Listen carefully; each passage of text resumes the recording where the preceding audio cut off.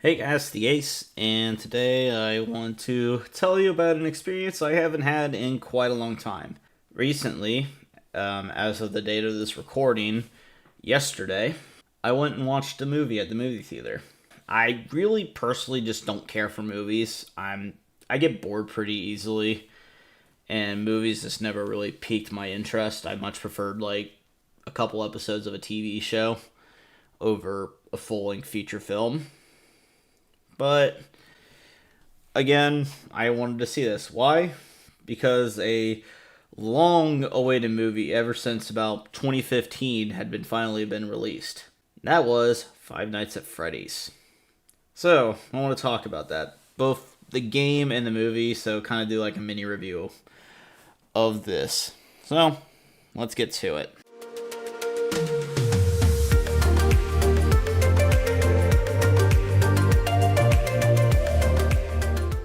Alright, so first I want to talk a bit about the games, my overall opinion, and kind of my background with the games itself. So when the first game came out in 2014, I was just starting high school. I was a freshman.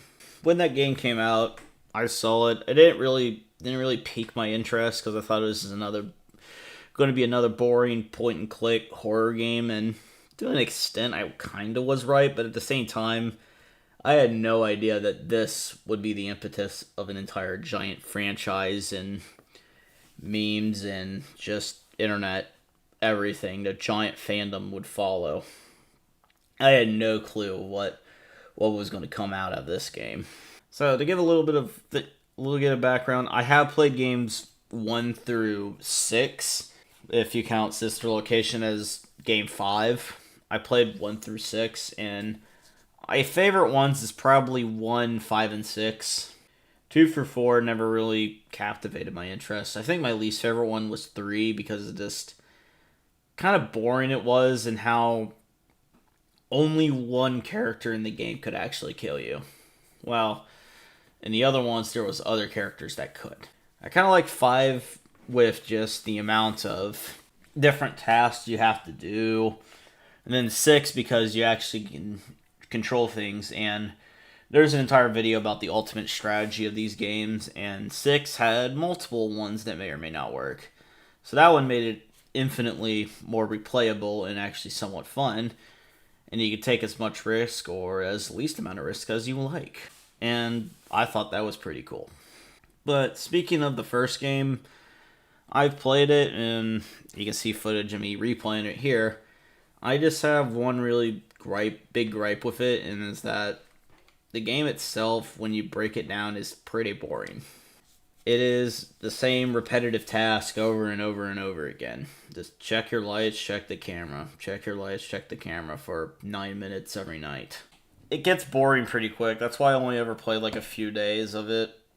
I mean, I've watched the YouTubers like Markiplier and Jacksepticeye, and I especially watched Markiplier play these games, and I enjoyed his videos and stuff. And I enjoyed him playing the games. It was great. So that's a little bit on the games itself.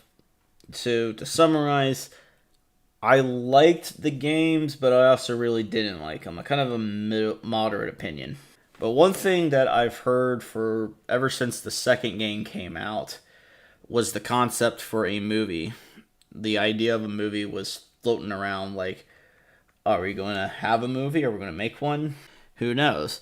And a lot of people that I met were not keen on the idea of making said movie because if you ever grew up from the 90s onward, you know a lot of video game adaptations typically go pretty bad.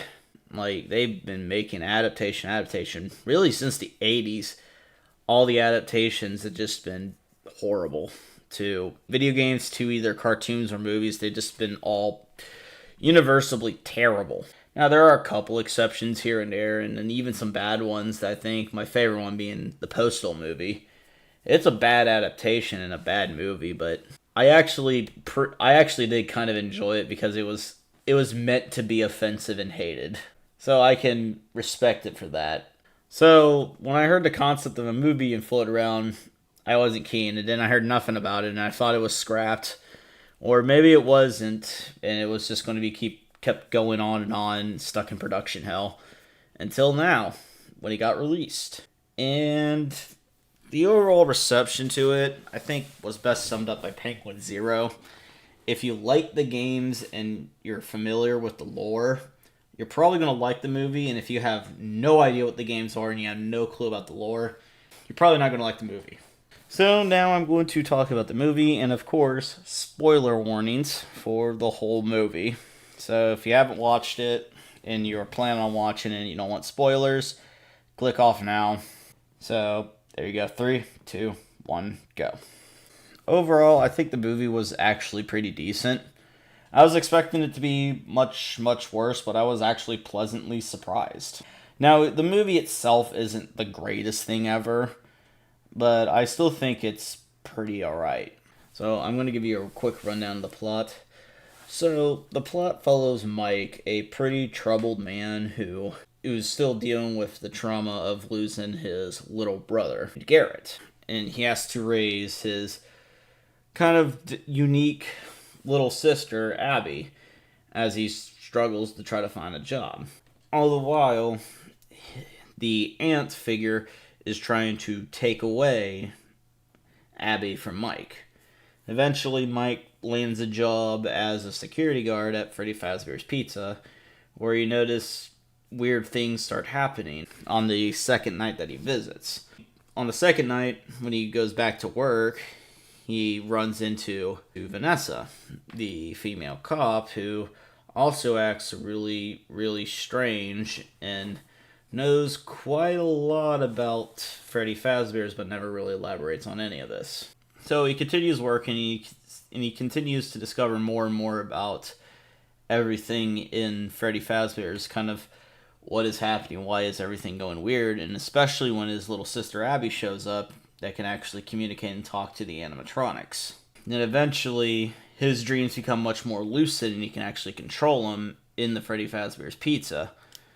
And eventually discovers that the lost souls of the kids that were murdered eventually possess the animatronics and are willing to share who took Garrett in exchange for Abby. Which Mike agrees and then reneges on his promise and tries to back out. But too late, he made a mistake. Then he has to go and rescue Abby after the Golden Freddy kid basically convinces her to go. And then they all try to put her in another Springlock suit to kill her. Eventually, Mike saves them, Vanessa shows up, and then Springtrap shows up again, who comes out to be William Afton, who also works as the guy that got Mike the job in the first place. And then some drama ensues, and eventually the main heroes all escape to live their life anew. And potential sequel baiting as well. So that's a very rudimentary rundown of the plot. So I know the plot of the movie has barely anything to do with the game, but if you actually looked at the game it was adapting, there was no plot in there to begin with.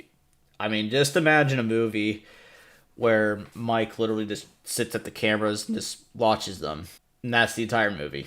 It would be unwatchable, wouldn't it? So overall, I'm actually glad of the plots that they added into it. So there's plenty of parts of the movie that I did like, and the first part of it was Josh Hutcherson. He was my favorite part of the movie, by far, not even close. I really liked his performance as Mike, and the turmoil he must go through is pretty interesting to watch. Overall, I think the acting was really, really good for pretty much all the characters. Yeah, I know kid acting is usually not the greatest, but I still think all the kids here did a pretty good job. Probably my favorite performance was the really nervous and anxious lawyer. So there's the scene at the diner where he overhears basically the aunt's plan to try to get Mike canned from work. And then they float the idea of just flat out murdering him. And then the lawyer is just hearing all this and he is just panicking. Because he definitely should not hear any of this and ought to report this to the police. And just his entire expressions and just listening to all this is just genuinely hilarious. So out of all the side characters, he was definitely my favorite side character. And I guess by the audience reaction with the people I was watching, he was their favorite character as well. He was just really, really funny. Overall, I think the acting was pretty decent. So another thing that I really did like is the visuals and especially the animatronic. How they all moved. They all moved stiff and robotically, but they were also, they looked like actual come-to-life animatronics. I know it's just actors in the suits and stuff, but I really did like the look of the animatronics and the way that they walked. Now, there are some points where I think they should have added a bit more blood and gore and changed some of it a little bit. Because as at points, it did look a bit derpy. Where it was supposed to be a bit more tense and scary, and at certain points, it just looked really, really derpy. But overall, I really did enjoy the animatronics, the way that they moved, their whole design and stuff looked pretty good. So there was one scene I really didn't like of the movie, and that was the part where they're building a table for it and all, and then Vanessa flips a switch after Abby touches the guitar or something, and then she kind of blows up on Mike, just seemingly out of nowhere. And it was just pretty odd. It felt like there was like a scene missing or so. Maybe it would have been more appropriate if it was like the next night, Maybe it would be a bit better, I think. I don't know. It just seems a bit weird that she would just flip like that immediately and just starting to shoot Mike for bringing Abby along. I know she was trying to warn him to not, bring her along and try to warn him in his own ways. But yeah, she didn't really do a great job of trying to warn him. He was still pretty much lost throughout the entire thing. That's kind of my biggest gripe about it, is just that one scene. It was also a complete tonal clash where it was supposed to be a horror-esque type movie, and then you have this fun, happy scene where they're building a freaking fort out of tables. Maybe if she would have gotten hurt without them fucking around with the tables a bit, maybe if she would have gotten electrocuted, shocked at that point, maybe that would be a bit more understandable, but she was actively encouraging them to play with the animatronics, and then she just completely flips like that. That part made zero sense to me. So that was my biggest dislike, and there were some other parts of it of this. Some of the scenes just drag on, and honestly, I don't like jump scares, and there wasn't a lot of them in there, but when you have an entire game that is just built around jump scares, maybe having a couple more jump scares in your movie would have done you a bigger favor. So that's just a couple things I liked and disliked about the movie. So overall, I would give this movie about a 5.5 to 6 out of 10 on my rating. I think it's a decent film, but it has a giant caveat to it. This is coming from someone that is familiar with the game and the lore and stuff. I'm not like a lore expert, but I'm familiar with it. If you have no idea what this game even is about or anything, you probably won't like the movie. You probably won't get it because it's a very lore-centric game. You're probably not going to like it if you come into this blind. That's kind of why it was critically panned. It has like a 20% on Rotten Tomatoes. So I'm not going to diss any of the critics or anything. I mean, that's what their job is. They're a critic.